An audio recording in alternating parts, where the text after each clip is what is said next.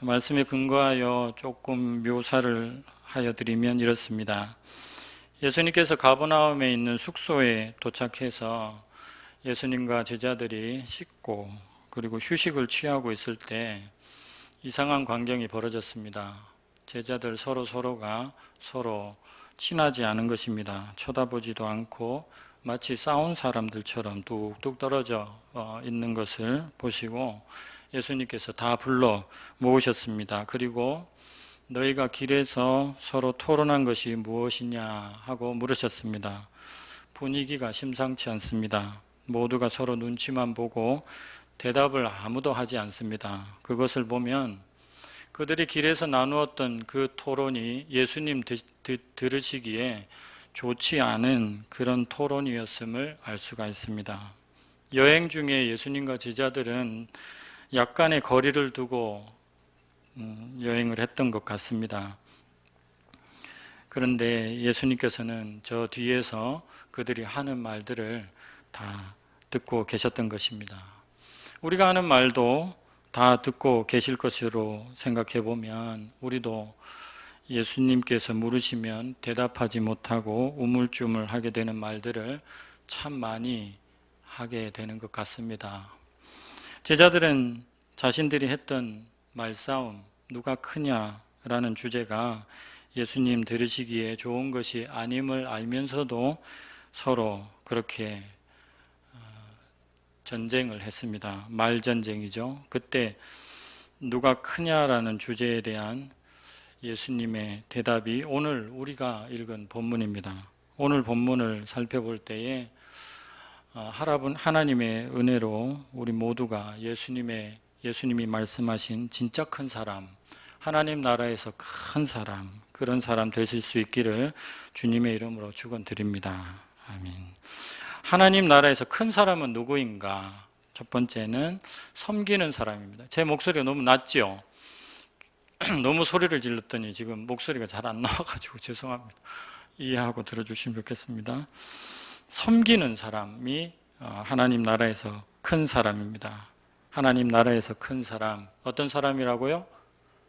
섬기는 사람. 35절 말씀을 같이 한번 읽어보겠습니다. 예수께서 앉으사 12제자를 불러서 이르시되 누구든지 첫째가 되고자 하면 뭇사람의 끝이 되며 뭇사람을 섬기는 자가 되어야 하리라 하시고 아멘. 예수님께서는 서로 삐딱하게 서로를 외면하고 있는 제자들을 모두 불러서 앉혔습니다. 마가는 특별히 12제자라고 강조하여 묘사하고 있습니다. 12제자 모두를 앉혔습니다. 한 사람도 빠짐없이요. 왜냐하면 다 싸웠기 때문입니다. 어떤 분위기인지 아시겠죠? 예수님께서는 이 문제는 반드시 가르치고 넘어가야 할 중요한 문제라고 생각하셨던 것입니다. 그래서 모두를 정식으로 불러 앉혔습니다. 그 첫 마디가 누구든지였습니다. 누구든지. 예수님의 이 말씀에 주목해야 합니다. 지금 마가복음에서 누구든지 하시면서 하시는 말씀이 굉장히 많이 나오는데요. 이 누구든지에 우리의 관심에 초점을 두어야 합니다. 처음 믿은 사람이건 60년을 믿은 사람이건 나이가 어린 사람이건 많은 사람이건 누구든지 이 문제에 대해서는 심각하게 생각할 필요가 있다는 뜻입니다. 누구든지 첫째가 되고자 하면 뭇사람의 끝이 되며 뭇사람을 섬기는 자가 되어야 하리라. 아멘.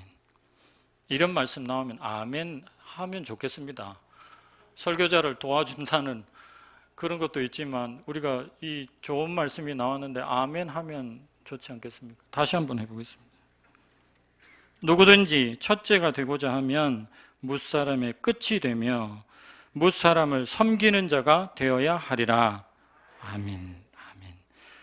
즉 누구든지 섬기는 자가 되라는 말씀입니다. 이 말은 첫째가 될 목적으로 일부러 끝에 서라는 말이 아닙니다. 끝에 가서 섬기라는 것입니다. 어느 정도로 섬겨야 하는가? 주님께서는 어린아이 하나를 영접하기까지 섬겨야 한다고 그렇게 말씀해 주십니다. 37절 말씀을 뜻을 생각하면서 같이 읽겠습니다. 누구든지 내 이름으로 이런 어린아이 하나를 영접하면 곧 나를 영접함이요 누구든지 나를 영접하면 나를 영접함이 아니요 나를 보내신 이를 영접함이니라. 아멘. 당시 어린아이는 가장 낮은 자였습니다. 이런 가장 낮은 자를 예수님을 대하듯이 대하라는 말씀입니다. 아멘이십니까? 가장 낮은 자를 예수님 대하듯이 대하라. 이런 사람이 하나님 나라에서 큰 사람이라고 하셨습니다. 제가 요람을 만들면서요, 교회 조직도라는 것을 많이 만들어 보았습니다. 그때마다, 만들 때마다 드는 생각입니다. 말씀에 반하는 것 같다. 대부분의 교회 조직도는 관공서의 조직도와 별 차이가 없습니다. 관공서 조직도라고 하면 맨 위에 대표자가 있고 그 밑에 몇 개의 부서장이 있습니다. 그 밑에 부서들이 있고 그 부서원들이 기록되어 있습니다. 정삼각형의 구도를 가지고 있습니다. 그렇다 보니까 운영 방식도 명령과 보고 체계가 그들의 운영 방식이 될 수밖에 없습니다. 그런 구도를 가지고 있으니까요. 당연히 명령하고 보고하고 이런 체계가 됩니다. 교회 조직도도 별반 다르지 않습니다. 저는 이 구도가 주님이 오늘 말씀하신 섬김의 조직도인가 하는 의문을 늘 갖습니다. 교회의 조직도는 세상의 조직도와 달리 역삼각형의 구도가 되어야 되지 않을까 그런 생각을 늘 합니다. 청년들과 지내면서 사역을 하다 보면 청년들이 저의 잘못을 지적할 때가 있습니다. 청년들은 거치는 게 없습니다. 자기가 드는 마음 그대로 얘기합니다. 체면치레하지 않습니다. 바로 얘기합니다. 사역 초기에 청년들과 의논하지 않고 제가 결정해서 일방적으로 뭐 하라고 한 적이 있었습니다. 그런데 그 지시가 내려지자 그 지시를 받은 여자 청년이 저에게 마치 관료 조직 같습니다. 이렇게 얘기를 하는 겁니다. 마치 관료 조직 같습니다. 상명하달식 관료 조직. 그 청년의 말이 옳았다는 생각을 하고 회개하였습니다. 그 청년이 외쳤던 말은, 정말 하고 싶었던 말은, 교회는 이러면 안 되잖아요. 이거라고 저는 받아들였습니다. 사랑하는 성도 여러분, 주님이 말씀하십니다. 섬기는 사람이 하나님 나라에서 큰 사람입니다. 여러분 모두가 섬기는 자로 사셔서 주님께 큰 자라고 인정받고 칭찬받으실 수 있기를 주님의 이름으로 축원드립니다. 아멘.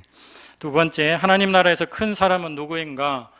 포용하는 사람입니다. 같이 해볼까요? 포용하는 사람. 39절에서 40절 말씀을 같이 한번 읽어보겠습니다. 예수께서 이르시되 금하지 말라. 내 이름을 의탁하여 능한 일을 행하고 즉시로 나를 비방할 자가 없느니라. 우리를 반대하지 않는 자는 우리를 위하는 자니라. 아멘. 사람에게는 모두 질투심이라는 것이 다 있습니다. 남이 잘 되면 배가 아픈 것이죠. 제자들에게 그런 마음이 있었습니다. 질투심. 제자들은 자기들은 귀신을 쫓아내지 못하는데 제자의 그룹에 속하지도 않은 어떤 사람이 예수님의 이름으로 귀신을 쫓아내는 것을 보고 질투심이 나서 금지시켰다는 것입니다. 칭찬받을 줄 알았는데 이에 대한 예수님의 대답은 의외였습니다. 금하지 말라 하는 것이었습니다. 잘하는 일이라고 하시는 것입니다. 12 제자 그룹에 들지는 않았지만 예수님의 이름으로 좋은 일 하고 있으니까 그것 또한 좋은 일이다. 이렇게 예수님께서 말씀을 하십니다. 예수님의 이름으로 귀신을 쫓아냈을 때, 낼 때 예수님이 허락하시지 않으셨다면 그 일이 결코 일어나지 않습니다. 모두 예수님이 허락하셨기 때문에 예수님의 이름으로 귀신을 쫓아냈을 때 귀신이 쫓아내지는 것이죠.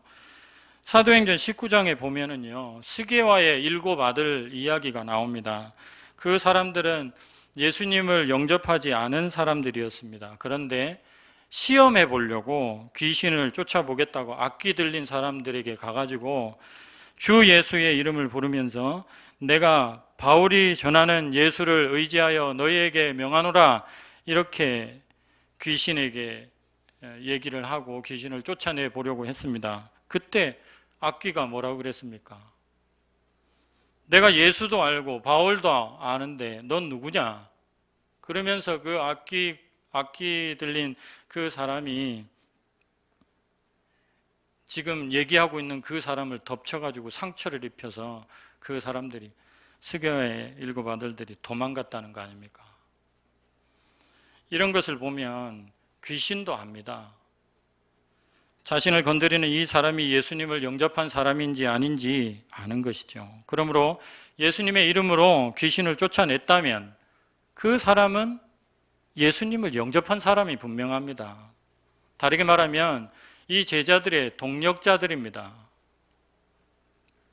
그런데 이 제자들은 지금 같은 사역을 하고 있는 이 동료의 사역을 말렸다는 것입니다. 왜? 우리 그룹에 들어오지 않았으니까 너 하지 마라, 이렇게 한 것입니다. 질투심 때문이었습니다. 자기네들만이 이 그룹에 속한 특권의식 때문에 하지 말라고 그랬습니다. 예수님의 사역임에도 불구하고요. 주님은 그런 제자들에게 질투심 버리고 특권의식 버리고 포용하라, 금하지 말라, 그렇게 말씀을 하셨습니다. 40절 41절을 제가 읽어드리겠습니다. 우리를 반대하지 않는 자는 우리를 위하는 자니라. 누구든지 너희가, 같이 읽겠습니다. 그리스도에게 속한 자라 하여 물 한 그릇이라도 주면 내가 진실로 너희에게 이르노니 그가 결코 상을 잃지 않으리라. 아멘. 예수님께서 또 다르게 말씀하시는 거예요. 같은 동력자인데 하고 있으면 수고한다, 물 한 그릇이라도 주면 그 사람 잘하는 거다, 상 받는 거다, 상 받는 자다, 그렇게 말씀을 하십니다. 주님의 이름으로 귀신을 쫓아내는 것은 주님을 돕는 일이요 상 받을 일입니다. 더 나아가 그것은 제자들을 돕는 일이기도 합니다. 그러므로 질투할 일이 아니라 감사할 일인 줄로 믿습니다. 바울 사도도 이와 비슷한 상황 속에 처했을 때가 있었습니다. 빌립보서 1장 12절에서 18절인데요. 제가 읽으면서 같이 한번 살펴보도록 하겠습니다. 12절부터 제가 읽겠습니다. 형제들아, 내가 당한 일이 도리어 복음 전파의 진전이 된 줄을 너희가 알기를 원하노라. 이러므로 나의 매임, 지금 옥에 갇혔거든요. 나의 매임이 그리스도 안에서 모든 시위대 안과 그 밖의 모든 사람에게 나타났으니 형제 중 다수가 나의 매임으로 말미암아 주 안에서 신뢰함으로 겁없이 하나님의 말씀을 더욱 담대히 전하게 되었느니라. 여기까지는 지금 바울 사도가 갇힌 것 때문에 더 분발하여 하나님의 복음을 전하는 사람이 있었다는 것입니다. 아주 좋은 뜻으로요.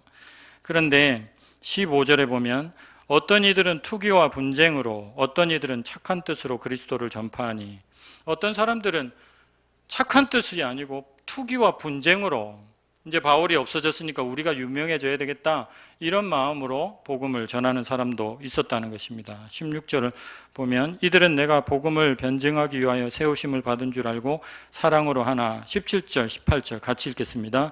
그들은 나의 매임에 괴로움을 더하게 할 줄로 생각하여 순수하지 못하게 다툼으로 그리스도를 전파하느니라.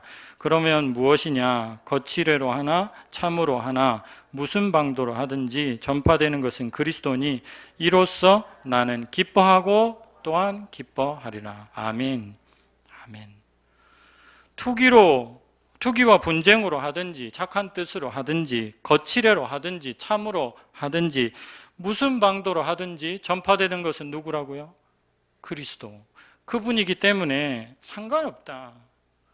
지금 결국은 복음이 전파되고 있는 거 아니냐? 그리스도께서 지금 전파되고 하나님의 나라가 어쨌든 확장되고 있는 거 아니냐? 그래서 나는 기쁘다. 보통 기쁜 게 아니라 기쁘고 또 기쁘다. 얼마나 포용력이 넓습니까? 그 가슴이 얼마나 넓습니까? 이분은 진짜 큰 사람입니다. 이분의 고백 속에는 질투심이나 특권의식을 찾아볼 수가 없습니다. 성도 여러분, 질투하지 마시기 바랍니다. 특권의식 가지지 마시기를 바랍니다. 포용하시기를 바랍니다. 포용력이 큰 사람이 하나님 나라에서 큰 사람입니다. 저와 여러분이 이렇게 큰 포용력이 큰 사람 되실 수 있기를 주님의 이름으로 축원합니다. 아멘. 마지막으로 세 번째, 하나님 나라에서 큰 사람은 누구인가? 실족하게 하지 않는 사람. 실족하게 하지 않는 사람. 해볼까요? 실족하게 하지 않는 사람. 아멘. 하나님 나라에서 큰 사람은 첫 번째 뭐라 그랬습니까?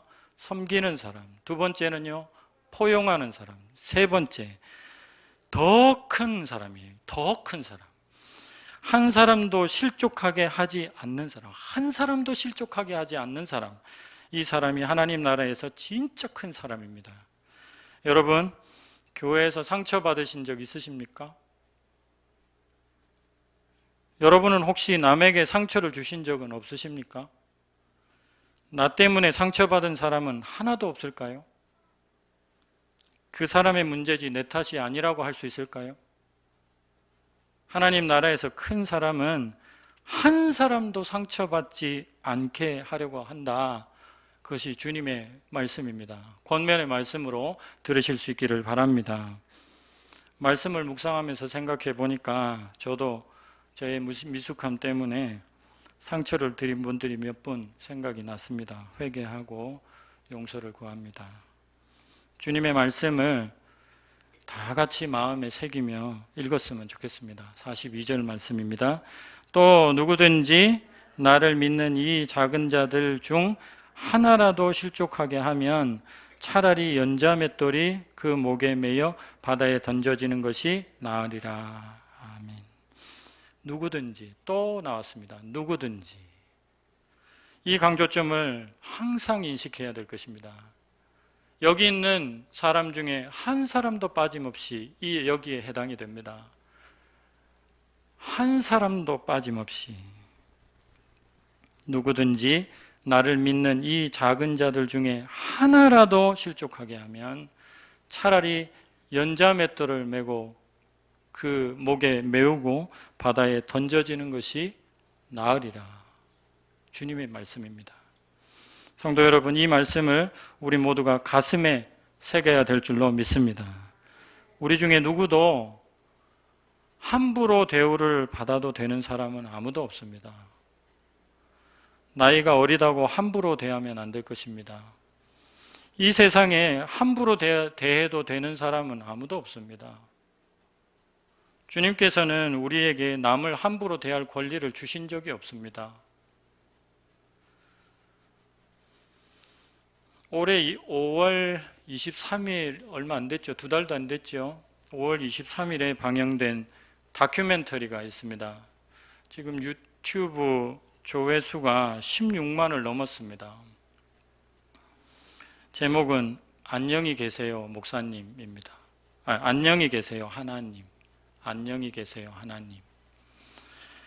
한번 봤으면 좋겠습니다. 14분 정도 되는데요. 원래는 50분짜리인데 제가 조금 줄여본다고 줄였는데 14분 정도는 봐야 될 것 같습니다. 같이 보면서 누구도 실족하게 하지 말라는 주님의 말씀을 마음 깊숙이 새기는 시간이 되시기를 바랍니다. 틀어주시면 좋겠습니다.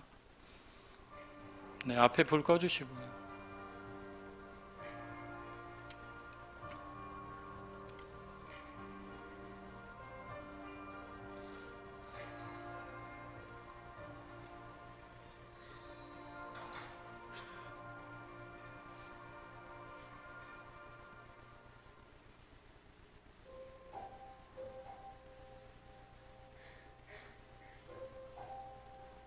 정말 손잡고 유치원 때부터 다녔어요.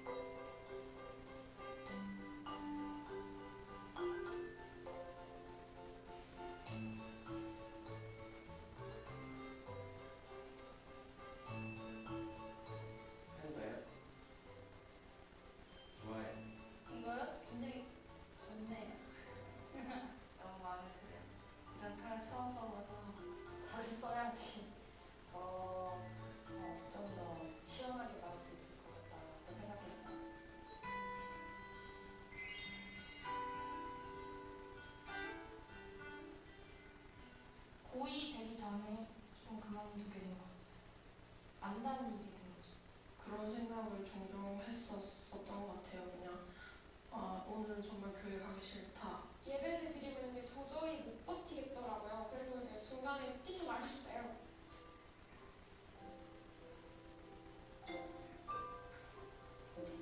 나가고 싶다고. 약간 거의 문 앞에 있어요. 교회 문 앞에 있어서 문 열리면 나갈 그런 타이밍을 보고 있었는데 어느 순간 제가 기도를 하나님한테 하나님 저 숨 좀 쉬고 싶다고 그렇게 기도를 하는 거예요. 이제 더 이상 갈 이유가 없는 것 같다라는 생각이 들었어요.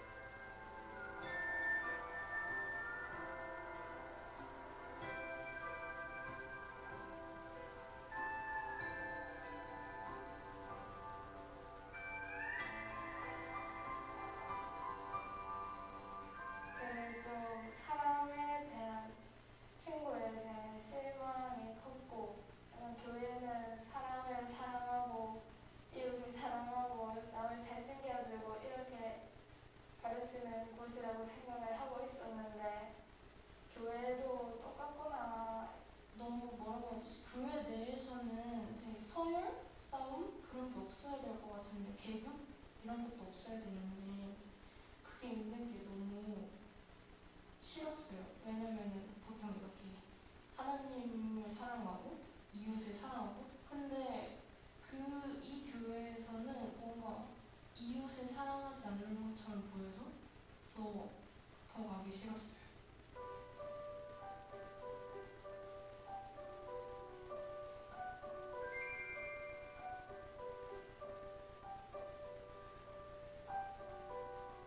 그냥 집에 있으면 거의 모든 장로님들 아들 분들의 이야기가 다 들을 수 있거든요. 정말 안부를 안 물어도 어떻게 살고 있는지 다 알게 되고 그러면서 좀 비교를 많이 당할 때가 많았죠. 뭐 너희 아버지가 장로님인데 그렇게 살아도 되냐, 뭐 엄마가 교회를 그렇게 열심히 다니는데 네가 이렇게 행동하도 되냐, 그게 제일 좀 듣기 싫고 교회가 확 싫어진 순간인 것 같고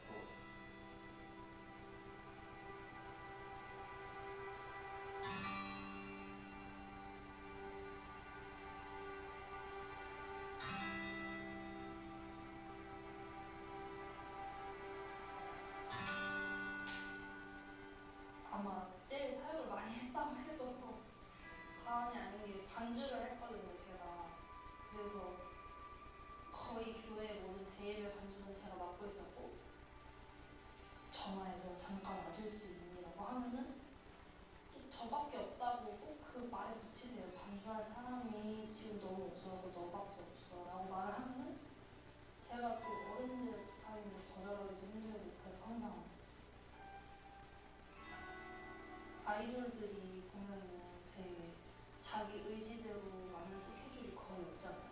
저희도 그런 거랑 똑같았어요. 저희 의지대로 하는 사역이 없었고 그래서 그런 거에서 소속사 같다라는 생각을 많이 했어요.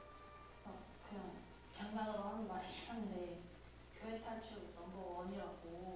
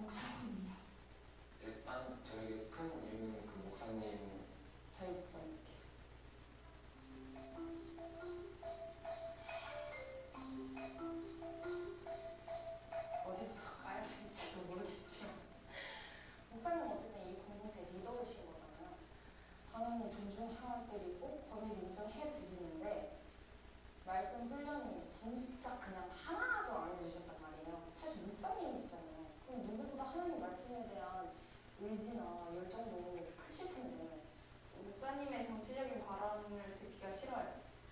설교 시간에도 자꾸 정치적인 이야기를 막 하고 정치인 욕을 막 하더라고요.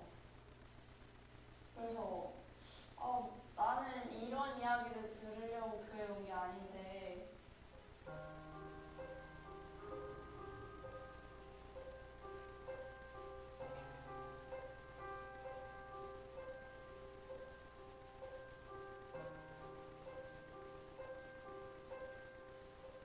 제가 다니던 학원에 원장님이 그 교회 목사님인 거예요. 그 초등학교 5학년 때부터 그걸 진짜 성추행을 당했었는데 저는 그거를 그때 인지라고 해야 되나 그런 거를 못 느꼈어서 이게 그냥 기분 나쁘다라고만 생각을 하고 지냈는데 평소라고 해야 되나? 그래서 처음에 당했던 그 성추행보다는 더 무섭고 그런 상황이 있었는데 그때가 진짜 너무 무섭다라고만 생각이 진짜 너무너무 무섭다라고 생각이 드는 거예요. 그래서 그때 도망쳐 나왔었고 제가 맨날 자기 전에 하나님한테 기도하면서 제발 아무도 몰랐으면 좋겠다고 그렇게 기도를 했었는데 왜 기도를 했는데 들어주시지 않는 걸까? 진짜로 내 옆에 계시긴 한 걸까? 하나님에 대한 마음이 터졌었어요. 그냥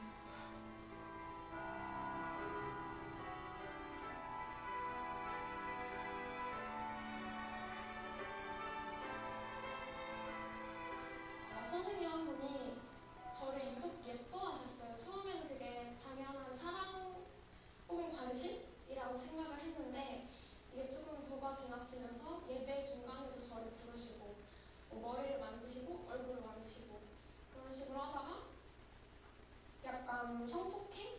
성희롱을 당했었어요. 근데 용기를 내서 어른들한테 말씀을 드렸는데 다들 쉬쉬하시는 조용히 해. 우리끼리만 알고 있자. 나는 그 반응이 너무 상처였던 것 같아요.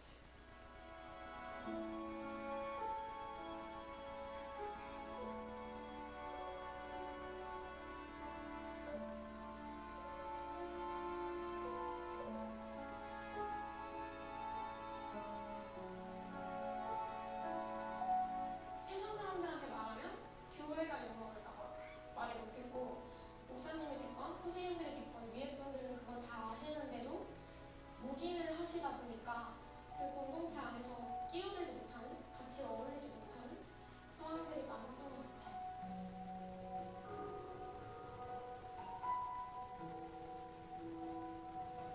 교회가 더 화가 나요. 그러니까 뭔가 교회라는 게 나한테 다시는 갈 수 없는 곳이 돼버린 거예요. 죽으면 다시 못 보잖아요. 그 시간을 똑같이 같이 보낼 수 없잖아요. 그 사람들하고. 그런 느낌이었어요, 마치. 예배드리는 건 너무 좋은데 공동체 안에서 너무 많은 갈등을 겪다 보니까 근데 성경에서 말한 그런 공동체가 맞나? 좀 그런 의문이 계속 들었던 것 같아요. 그 사람들이 정말 하나님을 믿고 있다면 어떻게 그럴 수 있지? 사랑을 험담하고 뒤에서 좀 안 좋은 일들을 저지르고 회개하면 되겠지 이런 말을 들었을 때 그럼에도 불구하고 저들을 사랑하신다고 말씀하실 수 있어요?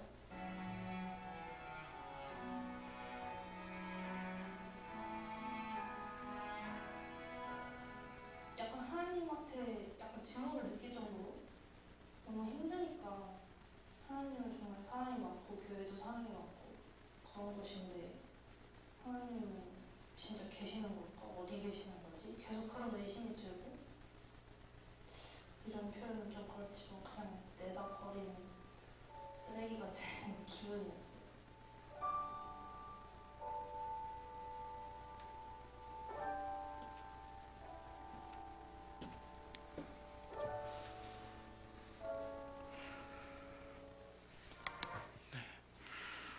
앞에 불 켜주시면 좋겠습니다.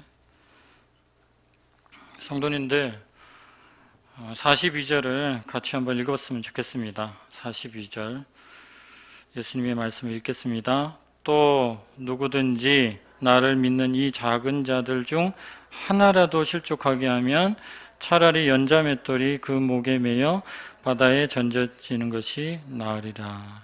아멘. 우리가 가슴 깊이 이 말씀을 주님의 말씀으로 받고요. 주님께서 하지 말라 하는 거 하지 않기를 주님의 이름으로 축원합니다. 성도님들 부탁 하나 드리겠습니다. 여러분들보다 나이가 적은 사람들이 여러분들께 인사드리면 정중하게 인사 받아주시기를 바랍니다. 분명히 제가 여러 번 경험했습니다. 인사 안 받아주는 거 상처됩니다. 분명히 아이들이 인사했을 텐데 안 받아주면 아이들 상처돼서 그 다음부터 인사 안 합니다. 인사 안 하는 것뿐만 아니라 마음속에 쓴뿌리가 생겨서 그 아이들 떠나갑니다. 여러분보다 나이가 작은 사람이 인사할 때 정중하게, 기쁘게, 반갑게 그렇게 인사해 주는 것만으로도 그 아이들을 살리는 길인 줄 믿습니다. 그렇게 해주시기를 부탁드립니다. 말씀을 맺겠습니다. 하나님 나라에서 누가 큰 사람이냐? 첫 번째, 섬기는 사람. 두 번째, 포용하는 사람. 질투심이 없는 사람, 특권의식이 없는 사람. 세 번째, 한 사람도 실족하게 하지 않으려는 사람. 누구도 함부로 대하지 않는 사람. 그 사람이 하나님 나라의 큰 사람입니다. 저를 비롯해서 성도님들 모두가 하나님의 은혜로 큰 사람, 하나님 나라에서 진짜 큰 분들이 되시기를 주님의 이름으로 축원드립니다. 아멘. 기도하겠습니다. 좋으신 하나님 아버지 감사합니다. 우리를 공동체로 묶어주시고 교회로 묶어주시고 이 안에서 신앙 훈련을 할 수 있도록 인도하여 주신 것 감사합니다. 주님이 살아계셔서 저희들을 인도하고 계시는 줄로 믿습니다. 하나님 아버지, 저희들이 예수님의 제자로서의 아름다운 모습으로 하나님 나라에서 큰 사람 되게 하여 주시옵소서. 모든 말씀 예수님의 이름으로 기도합니다. 아멘.